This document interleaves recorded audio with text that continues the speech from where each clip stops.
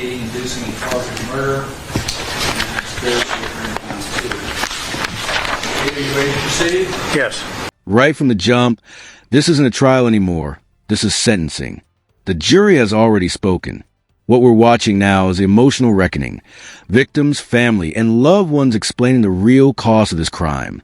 And trust me, this part is often more powerful than the verdict itself. Vince, are you ready to proceed? We are. All right. Ms. Stewart, did you have a chance to read the pre-sentence report? Yes. Did you understand it? Yes, sir. Is it accurate? Yes. Is there anything that needs to be added to it?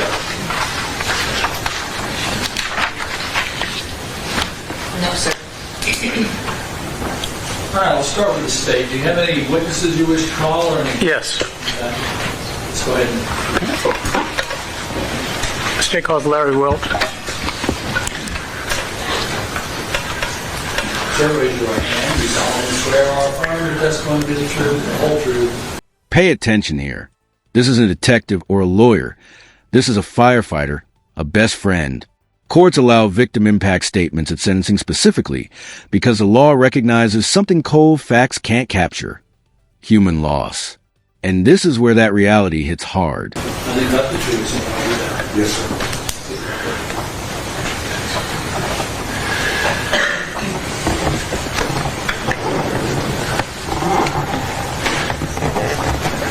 Would you state your name to the judge, please? Larry Wilt, W-I-L-D-T, What is your occupation? inspector for the Evansville Fire Department. And what was your relationship to Robbie Dorr? Robbie Dorr and I were best friends from 1985 until the time he was murdered. And you realize this is the time for sentencing on Elizabeth Fox Dorr? Yes, sir. And what do you want to say to the judge about sentencing and your relationship with Robbie? February 26, 2019 is a day that turned a lot of people's lives upside down. It's a phone call I'll never forget. 270 firefighters from Evansville senselessly lost a brother. Images are burned into certain crews' heads that they'll never be able to get out. You know, I lost my best friend, my go-to for if I had a bad day, person I would call. My best, had something good in my life that happened and I wanted to share it. It was with him. That line, it should not have been me walking her down the aisle. That's a life sentence for the living. No appeal, no parole. Let me ask you, how do you even begin to measure justice when the damage stretches across generations? Lost my fishing partner, my bowling partner.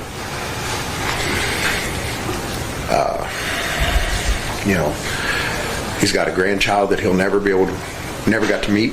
He's got a granddaughter that he will never get to see play travel ball. He's got a daughter who lost her rock. When Lindsay got married, there should not have been a picture of her father sitting in the front row at the wedding. It should not have been me walking her down the aisle. It should have been her father. Is there anything else you wanted to say? I don't have any other questions. Do you have any questions? I do not. Thank you, sir. Step down.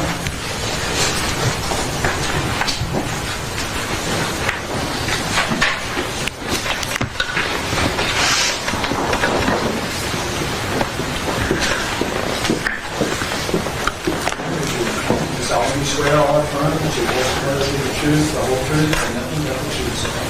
I do.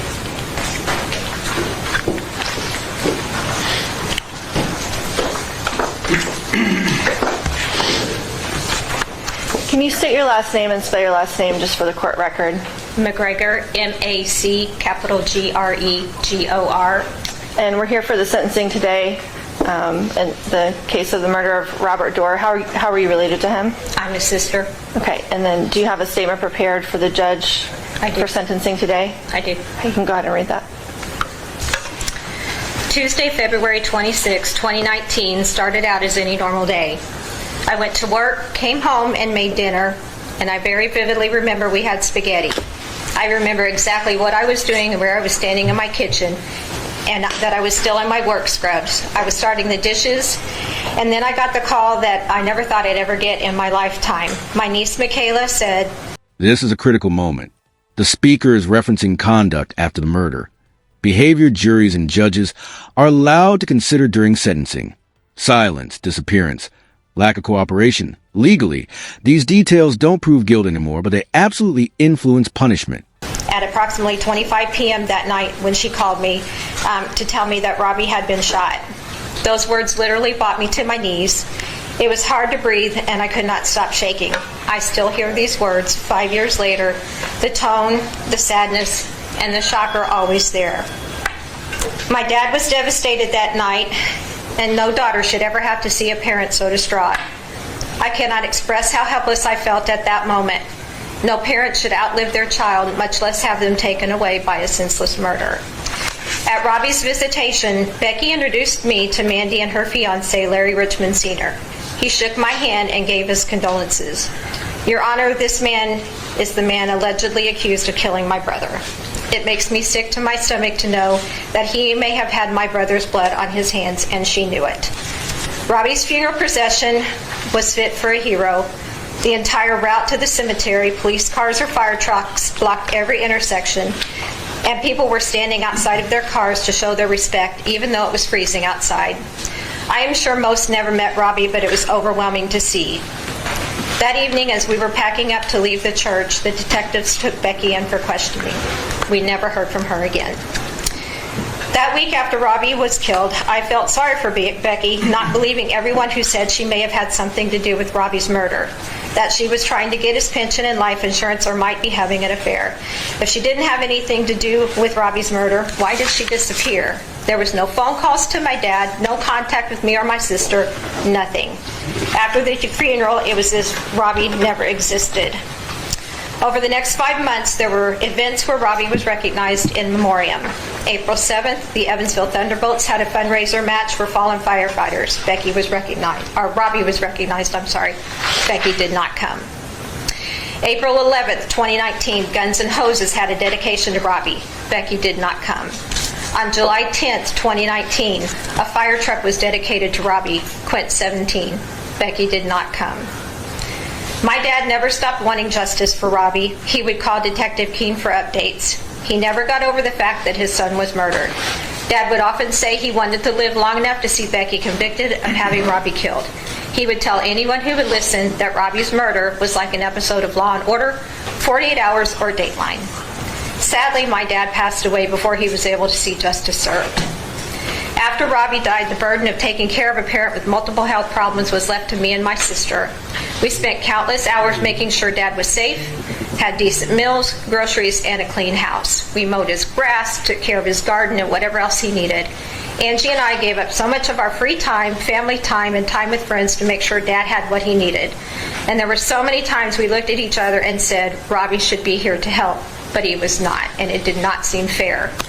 My sister and I had to pack up Robbie's house for Lindsay. Too many memories, and of course the memory of the night Robbie was murdered in his driveway was just too triggering for her. Because of Becky's reckless and selfless actions, there was an empty seat at Lindsay's wedding. That's the shift right there from what if to the jury found her guilty. At sentencing, that finding becomes a foundation for everything that follows. From this point forward, every speaker is addressing someone the law has already held responsible. Robbie should have been there to walk her down the aisle and not just a picture on a chair. Robbie will never see his grandchildren grow up, get married, have families of their own. He will never see Bailey or Archer play ball or take them to a ball game. Robbie did not get the chance to see his nieces get married or meet his great nieces and nephews. Robbie and I talked about taking a family vacation cruise together. That will never happen. This whole trial has been an emotional experience. For 5 years, my family and I have agonized over why this happened to Robbie and us as a family. We just had to be patient and trust the process. The body cam footage from the night of Robbie's murder, the voices calling his name, the graphic scenes brought all the emotions from that night back. From what we heard during the trial, Robbie must have seen the shooter and tried to get away but could not. Listening to the interrogation of Becky that night of the funeral, 2 comments stuck out. I didn't intend for this to happen, and I was hoping he didn't do it.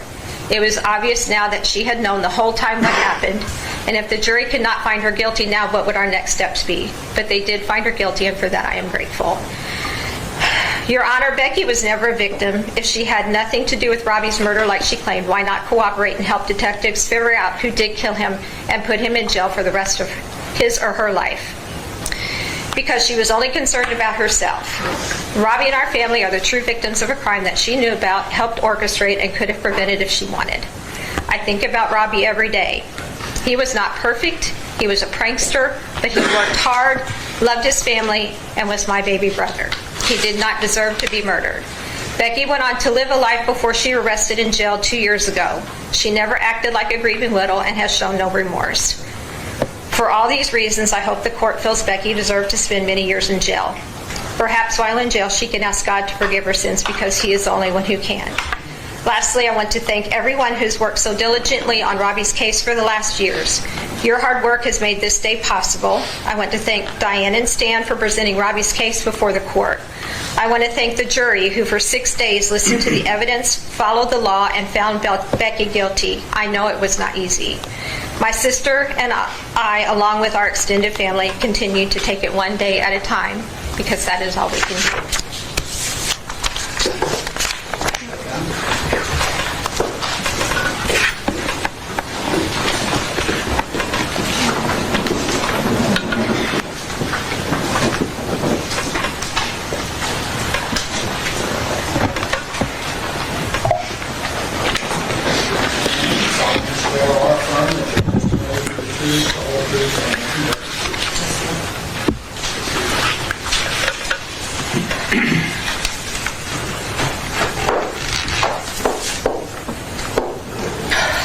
Can you please say your name and spell your last name for the court record? Angela Roybal, Roybal. Okay, and how are you related to Robbie Dorr? I'm Robbie's sister. Okay, and you have a statement for the court. Yes. You can go ahead and read that. Okay. My brother's tragic and untimely death has profoundly impacted my life, my family, and the lives around us. The loss has left a scar on our family, forever altering the dynamic of the way we perceive the world. Something as simple as hearing the words "breaking news" instantly flashes back to that tragic night. The seventh commandment dictates, "Thou shalt not steal." This sentence states, "Thou," meaning you, "shall not take what is not yours." A simple premise, but one that has a great impact when gone ignored. She stole laughs. She stole countless conversations. She stole celebrations. She stole births. And lastly, but certainly not least, she robbed my dad of his last years with his son. I replay that night often, sometimes even having nightmares of what Robbie's last images were. On that night, he returned home from his shift as a firefighter, pulled into his driveway, saw his shooter, turned to run, and was shot in the back while she was home. When you enter the bond of marriage, you agree to be there through thick and thin. When my baby brother was lying on the ground bleeding and fighting for his life, she did not even have the audacity to perform life-saving measures on him. In fact, later that night, she came to my dad's house and with his family, sat there with us wondering what had happened, playing the victim as if she had no part in my brother being ripped out of our lives. Then, later to find out, the very next morning, she had gone to the firehouse, wondering when she could receive his pension, while not showing an ounce of grief or terror, not knowing if this was just an isolated incident. When I look at our growing family, I cannot help but wonder what our holidays and birthdays would look like with my brother there. One major difference is a quieter dinner table without Robbie sitting there cracking his jokes. As my dad's health declined and eventually passed, my brother wasn't there to help my sister and I go through Dad's items or to get his regiments in order. Even with simple things like mowing the grass and checking on the house, again, Robbie would have done that. Again, those moments were stolen from us. My family's name, the Dorr name, which when mentioned before was remembered for the impact my family had within the community and the firefighting family, now is tarnished from that tragic night. Seeing my family grow with the births of Luke, Archer, Crew, Collins, and Marlene, I can't help but be saddened that our new family members will never be able to meet and experience the infectious laugh of my brother. I know that my brother would have loved to come to family events with all the little ones running around. When I see Robbie's grandson, Archer, I am nearly brought to tears. as he has grown to look like my brother. He will grow up wondering about his poppy and questioning why he couldn't meet him. Bailey, his granddaughter, will grow up not seeing his selfish poppy and what he would do for her. Okay. I will forever remember the phone call I got that Tuesday night, Lindsay telling me my brother, her dad, was shot. I remember the horrible days leading up to his funeral, sitting with my dad while he grieved losing his child, his son, or my niece losing her father. I will remember the bells during the funeral. I will remember the funeral procession and the entire community paying their respects. I will forever remember the small boy standing in the parking lot, dressed as a firefighter, saluting my brother as he passed by on his way to be laid to rest. And I want to thank Stan and the prosecutor's office and everybody that has brought this to justice. Thank you, Judge.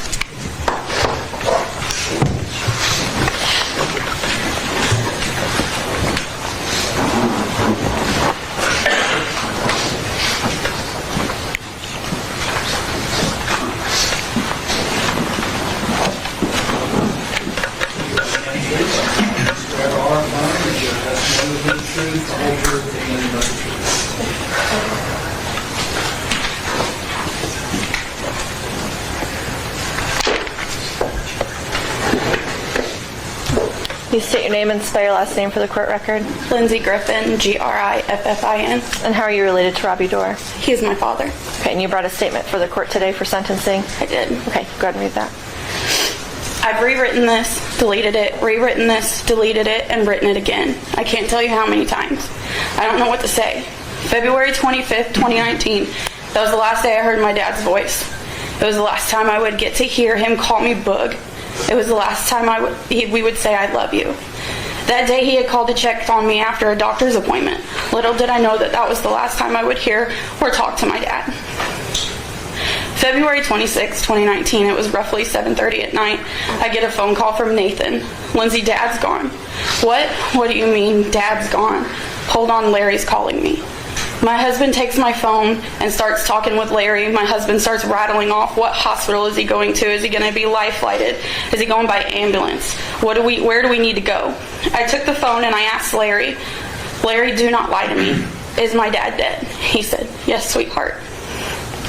I replayed that night over and over again. I remember everything. Arriving at the house and dropping to the floor when I realized I had lost my dad. The sound of Nathan's voice when he had to tell me my dad was gone. The tone of Larry's voice when I asked my dad if my dad was dead. And the yes, sweetheart will forever replay in my head.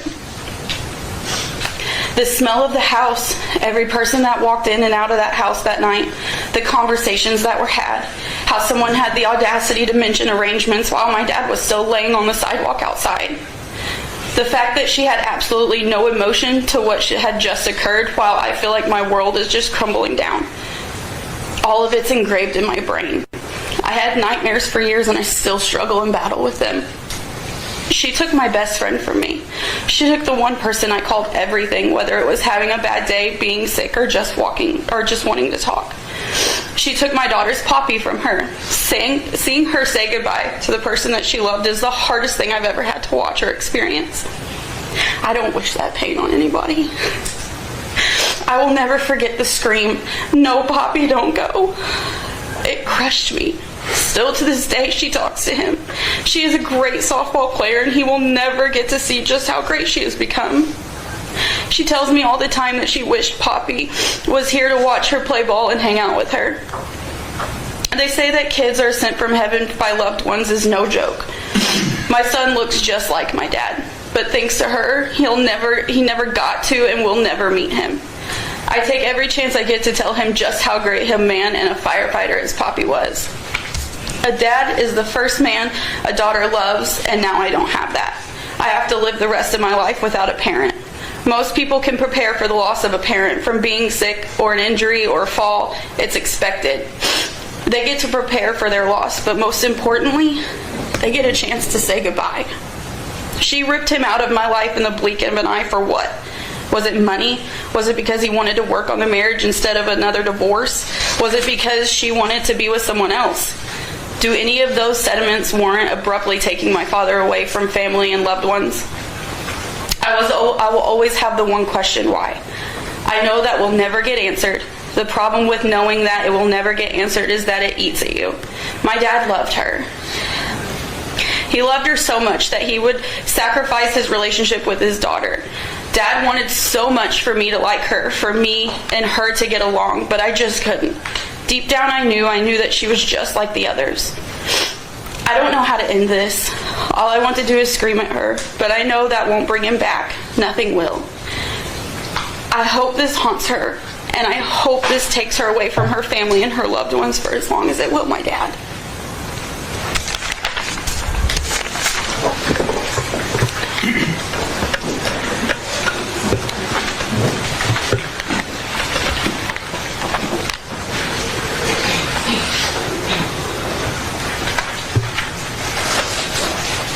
All you raise your right hand for me. You solemnly swear or affirm the testimony of the truth, the whole truth, and nothing but the truth.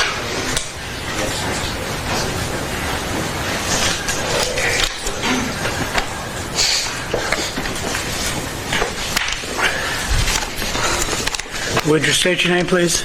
Nathaniel Guthrie. And Nathaniel, what's your relationship to the defendant, Elizabeth Fox Dorr? I'm her son.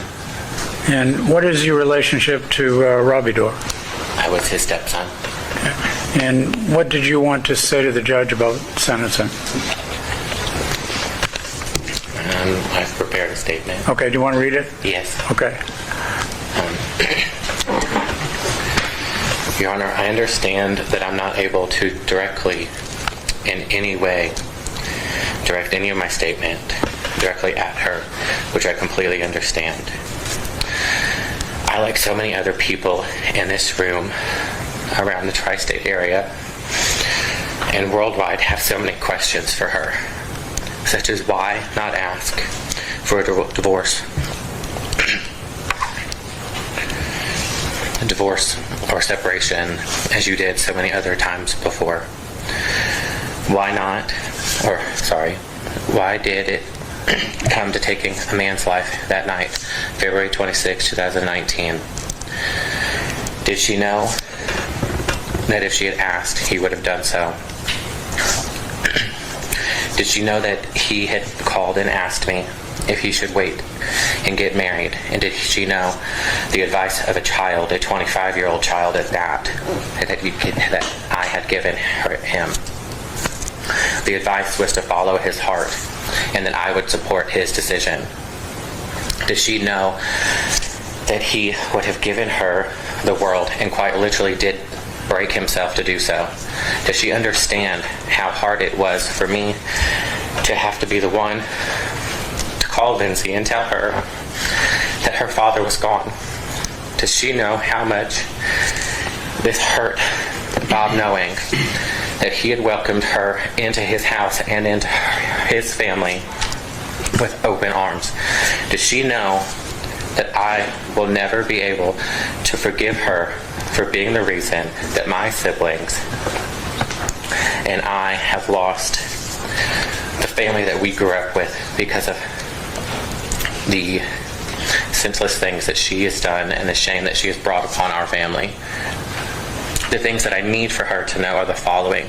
Firstly, that I have started going to church recently, and that when there becomes a moment in the service every Sunday for prisoners of war, prisoners and inmates, I say a silent prayer for her, that she plead with her Lord, her God, that she makes things right.